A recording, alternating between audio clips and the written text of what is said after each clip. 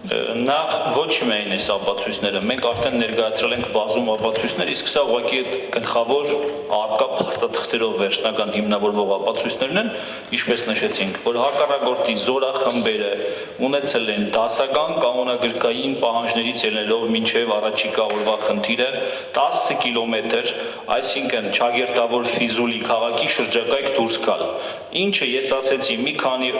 օր հետո գործողություններից անգամ իրենց մամուլում, այսպես են սկզբի էյֆորիկ փուլում, անգամ խոստովանվեց։ Ես ձեզ պաշտոնապես ասում եմ, իրենց մամուլում եղել են 2-3 խոշոր վերլուծական հոդվածներ, որոնք այսօր չկան։ Մեկն եմ ես 3 գտել, որովհետև այն սկզբի փուլում, երբ գործողությունը տապալվել էր, բայց դեռ ինֆորմացիոն ապահովման բլոկ այդ հրահանգը չուներ, որ տապալված է գործողությունը,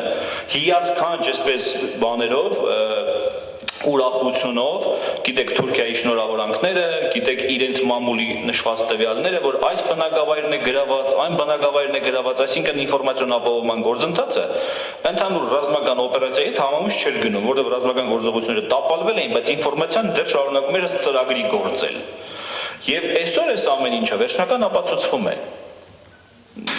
Այլ խնդիր չեմ տեսնում այստեղ։ Ես իլարումն ասեմ ձեզ տվյալ քարտեզի վրա, հատվածի վրա, եթե դուք ուշադիր նայեք, ճանապարհը, որը որ Քյուրդ Մախմուդլուից դեպի Ֆիզուլի դիտարկում եք, չէ՞։ Տվյալ ճանապարհի վերևի մասով կա ուղեցույց նշան, ստրելկա։ Տեսակ։ Ես որպես եւ զինվորական